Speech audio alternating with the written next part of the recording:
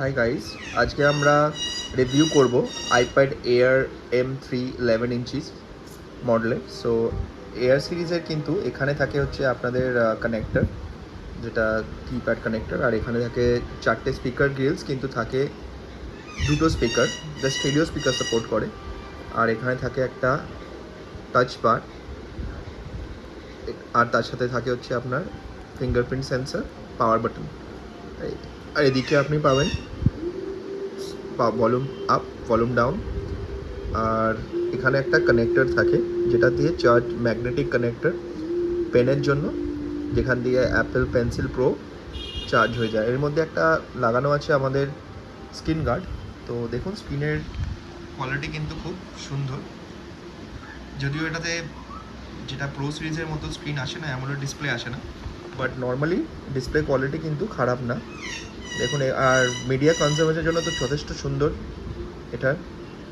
আর এর মধ্যে আপনি মাল্টিটাস্ক জেস্টারও পেয়ে যাবেন, যেখানে আপনার দেখুন এখানে স্টেজ ম্যানেজারও সাপোর্ট করে।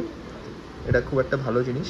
iOS 26.4, এটা লাস্ট ইয়ার রিলিজ হয়েছে, তো ডেফিনেটলি 26.4 এখানে তো পেয়েছেই। আর এর ব্যাক ক্যামেরা হচ্ছে আপনার 12 মেগাপিক্সেলের, যথেষ্ট ভালো কোয়ালিটি ক্যামেরা।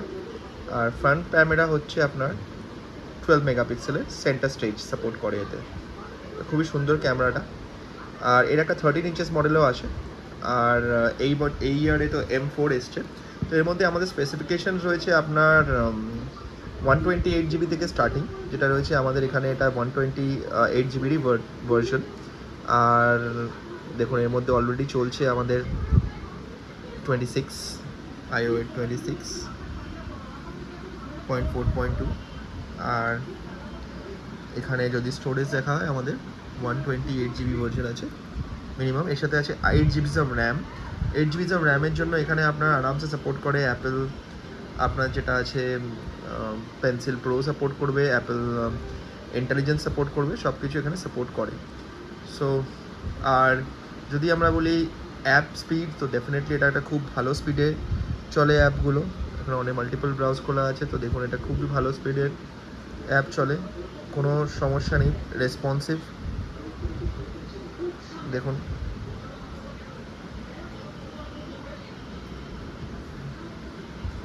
খুবই ভালো স্পিড। নর্মাল 30 MB স্পিড আছে আমার, তাতেও দেখুন খুব ভালো ফাস্ট চলছে। আর কিন্তু এটা স্ক্রিনটা হচ্ছে 60 হার্জ রেসপন্স। সো এটা একটা ব্যাপার। যদি প্রো সিরিজে কোনো যান M4 চিপ দিয়ে, যেটা 256 জিবি থেকে বেস ভেরিয়েন্ট স্টার্ট হয়, সেখানে কিন্তু আপনি পেয়ে যাবেন 256 GB, 8 GB RAM, 120 hertz display. আর এই ডিসপ্লের কিন্তু ব্রাইটনেস ওটাতে অনেক বেশি হয়, বাট এটাও কোনো কমপ্লেন হয় না। ইনডোরে তো কোনো কমপ্লেন হয় না, আউটডোরেও কিন্তু কোনো কমপ্লেন হয় না। আর যদি কোয়ালিটি বলি, তো ডেফিনেটলি এটা এয়ার সিরিজের, এটার মধ্যে আপনার কোয়ালিটি ডেফিনেটলি যথেষ্ট ভালো আছে। আর এর মধ্যে ডিসপ্লে যেটা হয়, সেটা কিন্তু ল্যামিনেটেড ডিসপ্লে হয়।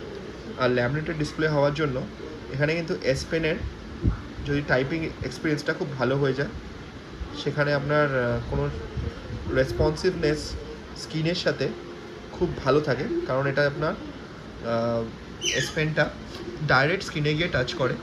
এটা কিন্তু আপনার থার্ড পার্টি পেন্সিল আছে, তো এটা কিন্তু ডাইরেক্ট স্ক্রিনে গিয়ে টাচ করে। আমরা যদি কোনো নোটস অন করি, তাহলে বোঝা যাবে। সো ডেফিনেটলি আমরা নোটসটা অন করে, এখানে আমরা নোটস অন করে নিয়েছি পেন্সিলে। সো দেখুন, এখানে টাচটা কিন্তু একেবারে স্ক্রিনে গিয়ে হচ্ছে। এর মধ্যে কিন্তু কোনো আপনাদের নেই, এর মধ্যে অটো কারেকশান রয়েছে।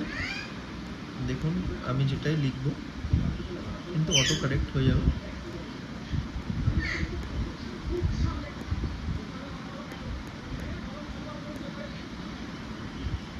সো এটা অটো কারেকশনও রয়েছে। এটা কিন্তু one of the very good features.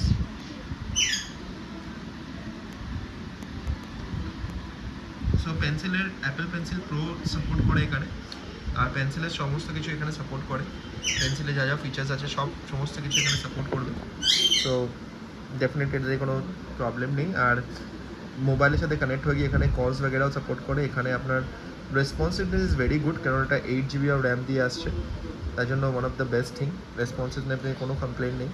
Multiple apps হলেও এটা খুব সুন্দর সাপোর্ট করে। আর এই ছিল গাইজ আজকের রিভিউ। ভিডিওটা ভালো লাগে চ্যানেলটাকে সাপোর্ট করবেন আর ভালো থাকবেন।